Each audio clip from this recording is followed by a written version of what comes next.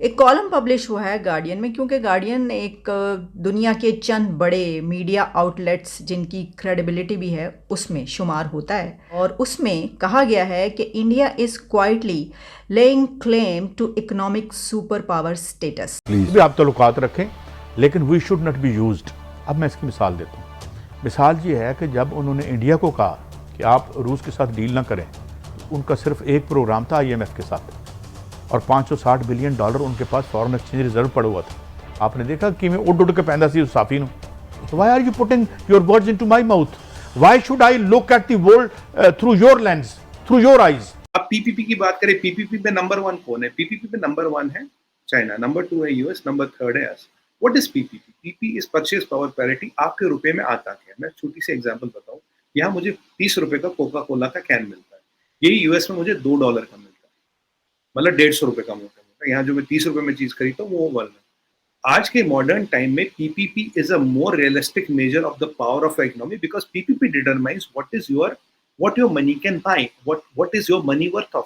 जय हिंद दोस्तों, Pakistan breaking news channel में आप सभी का हार्दिक स्वागत।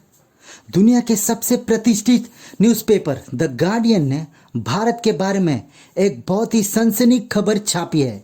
वहीं पर द गार्डियन का कहना है कि भारत धीरे धीरे एक सुपर पावर बनने जा रहा है, जहां पर भारत आने वाले कल में सभी विकसित देशों को टक्कर देकर उन्हें हरा देगा और खुद नंबर 1 पोजीशन में पहुंच जाएगा। वहीं पर द गार्डियन का ये भी कहना है कि 2030 तक भारत एक 3rd लार्जेस्ट इकोनॉमी बन जाएगा। वहीं पर उसके आगे चाइना और अमेरिका ही होगा।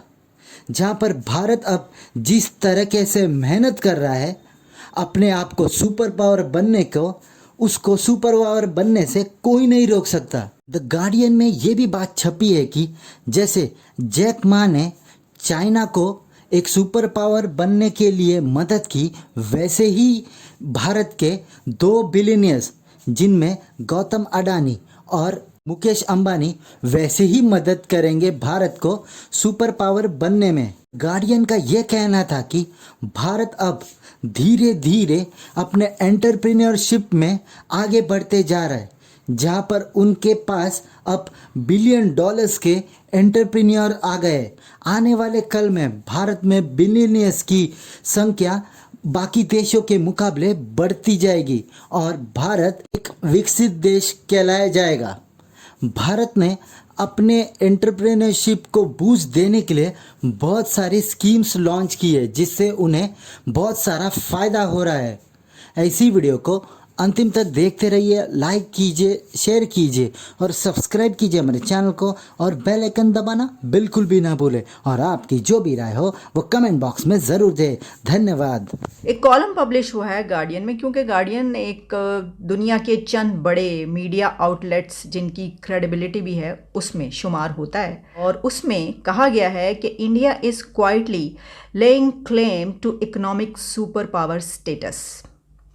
अब इसके ऊपर ऐसा नहीं है कि हमने कभी बात ना की हो, हमने इसके ऊपर तज्जिया किया, लेकिन ये तो हो सकता है कि किसी का अपना अगर कोई पर्सनल एनालिसिस है तो उसके ऊपर कोई दूसरा ये कहे कि ये तो आपका अपना पर्सनल ओपिनियन है, इस पर तनकीद की जा सकती है, इससे इनकार किया जा सकता है, इसको डिनाई किया जा सकता है। वैसे तो गार्डियन में पब्लिश होने वाले आर्टिकल के हवाले से भी हम ये कह सकते हैं, लेकिन क्योंकि दुनिया की चंद बड़े मीडिया आउटलेट्स पे जो पब्लिश होता है, मसलन रॉयटर्स के हवाले से ही कहा जाता है कि उसके ऊपर जो खबर होती है वो कभी भी गलत साबित नहीं होती, यानी उसके चांस बहुत कम होते हैं। वैसे तो दुनिया की हर खबर ही गलत साबित हो सकती है, लेकिन उसकी खबर को इसलिए बाकी दुनिया के तमाम मीडिया आउटलेट्स लेकर चलते हैं क्योंकि उनके बारे में ये होता है कि वो सही, उनकी एक क्रेडिबिलिटी है कि जो खबर वहाँ से निकलती है रॉयटर्स से वो सही होगी। तो ये कॉलम, इसमें कुछ ऐसी बातें की गई हैं जिससे ये पता चलता है कि दुनिया के लैंडस्केप पे अगर इकोनॉमी की जब हम बात करते हैं तो उसमें इंडिया किस तरीके से आगे बढ़ रहा है। कि जो एक ये बात कही जाती है कि हो सकता है कि मुस्तकबिल करीब में जिन सुपर पावर्स के बारे में बात की जाती है कि ये कंट्रीज़ जो हैं ये दुनिया पे हुक्मरानी करेंगे, उसमें भारत बहुत आगे नज़र आए। अच्छा, इसमें क्या लिखा गया मैं आपको बताई देती हूँ, उसमें से कुछ पॉइंट्स हम डिस्कस कर लेते हैं। जैसा कि इसमें ये लिखा गया है, the rise of China has been the biggest story in the global economy in recent decades. यानी इस पे उन्होंने ये बताया है कि जो चाइना था अभी तक उसके हवाले से ये बात की जाती थी, और ये बात बिल्कुल ठीक है। जब ये बात की जाती है कि अमेरिका, रशिया, फिर जो कुछ सुपर पावर्स के हवाले से हम बात करते हैं कि देखिए अब इनको कौन टक्कर देगा, और इनके सामने खड़ा हुआ या इनसे इन तक पहुंचता हुआ उस लिस्ट में कौन सा कंट्री आएगा, तो चाइना का नाम लिया जाता है। इकोनॉमी के दो मेजर होते हैं, जीडीपी और पीपीपी।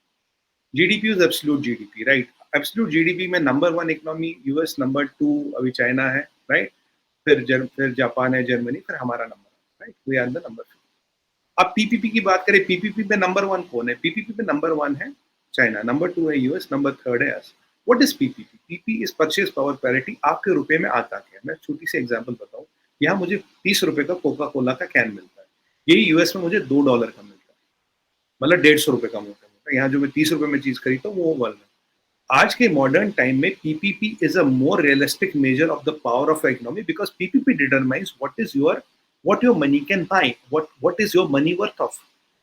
अगर आप पीपीपी में देखें तो यूनाइटेड किंगडम तो हमारे आगे पीछे नहीं आता। अगर आप पीपीपी में देखें, जिस चाइना का जीडीपी लगभग यूएस से आधा, वो नंबर 1 कैसे चाइना से।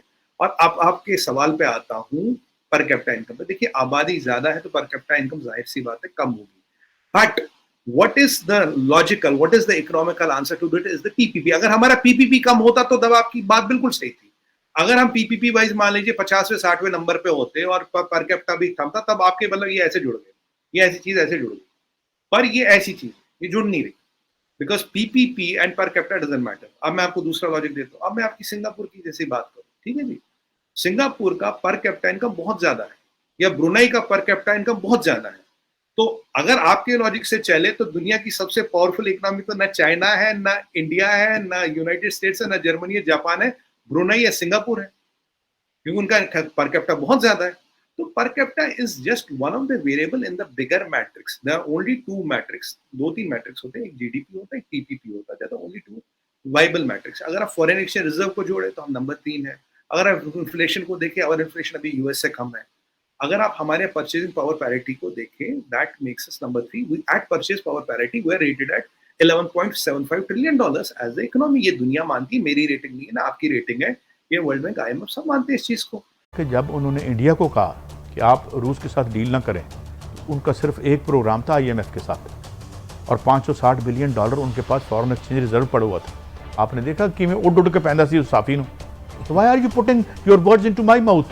Why should I look at the world through your lens, through your eyes?